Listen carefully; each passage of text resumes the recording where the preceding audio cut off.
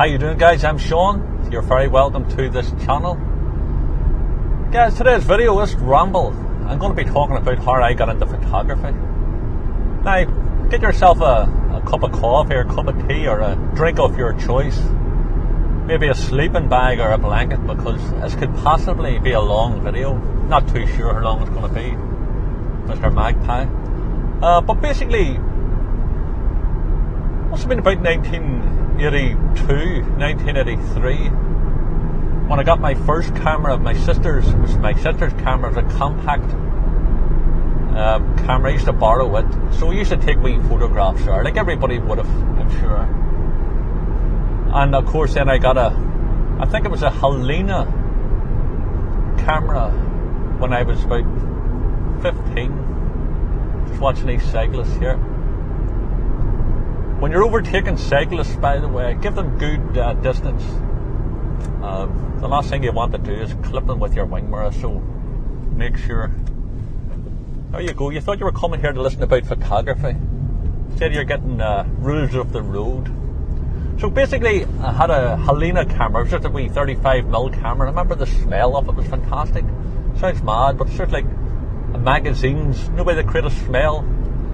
Well, that camera had a smell. Don't know if it's the newness of it or what, but when I really got into photography, my sister seen an advertisement. My sister Rosemary seen an advertisement for a community photography group called Belfast Exposed. This would have been about 1986, 1987. I think it was possibly late 86.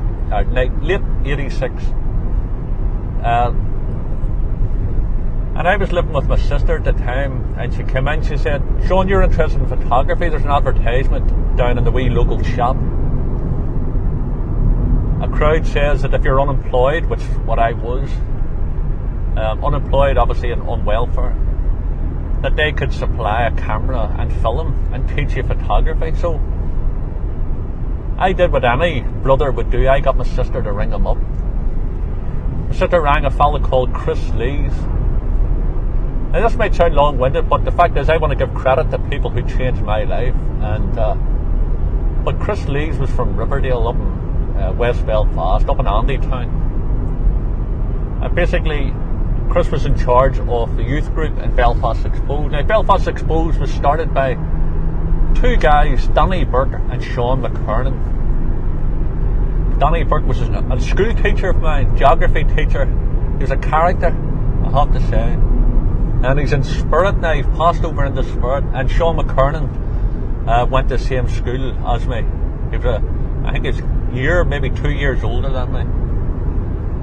And both Sean and Danny started this photography group up in Belfast, West Belfast, showing photographs from the area. And it went on then to become a community photography group. And they decided to they got funding to supply people cameras and film, 35mm, all black and white. And I think done some colour too. And basically, more cyclists here. How long now? You remember that lesson I told you earlier on? Yeah, so basically I went down, and that's where I learned the basics of photography. They supplied me with a camera. I think at the time it was a Praktika. I can't remember which one it was. And then they had darkroom and things like that, so they taught me how to use 35mm camera. I was involved in the community and the youth group. Good friend of mine to this day, Stephen Mullen. Me and him clicked like that. Stephen taught me so much. Stephen was into photography. And it turned my life around, and so you got a lot of tips from the different photographers there. And like, there was nobody professional photographers. They were all just ordinary guys who had a passion for photography. They learned as they went along. And so you had the like of Sean McKernan, you had Danny Burke, Michael Rainey, Mark Toohey, Frankie Quinn. Frankie Quinn's got a gallery, Red Barn Gallery up in Belfast.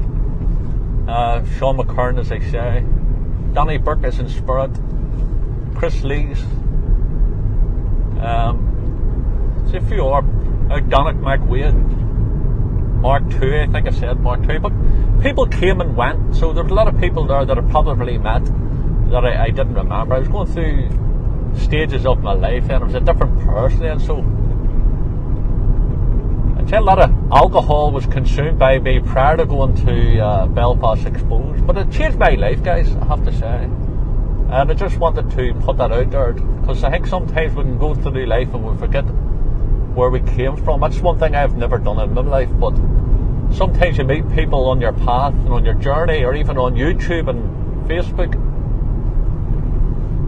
and you think sometimes that, you know, nobody's taught them these things, or they've always had it, you know, a camera in their hands. Like, they never really credit other people.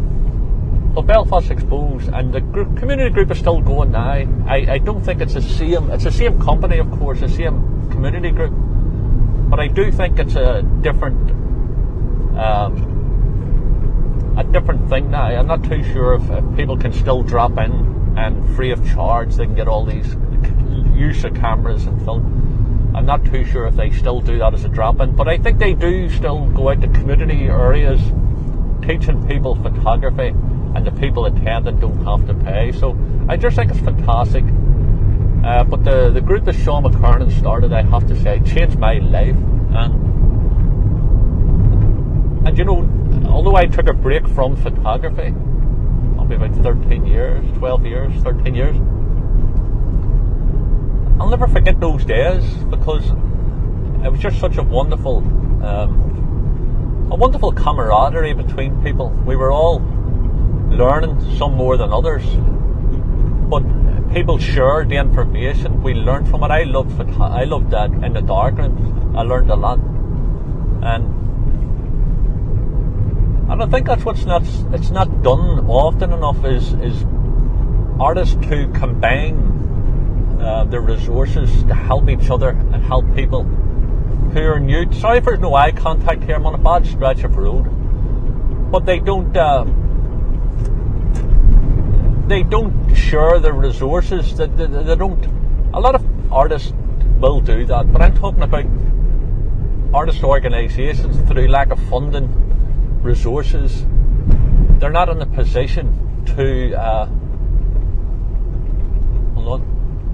they're not in a position to actually supply equipment, and if it happened to be like painting, even easels and art, but they haven't got the resources there too, and I think that's a shame. And I think, once again, the government, irrespective of what country it is, I think the government should genuinely hang their heads in shame for cutting back in the arts.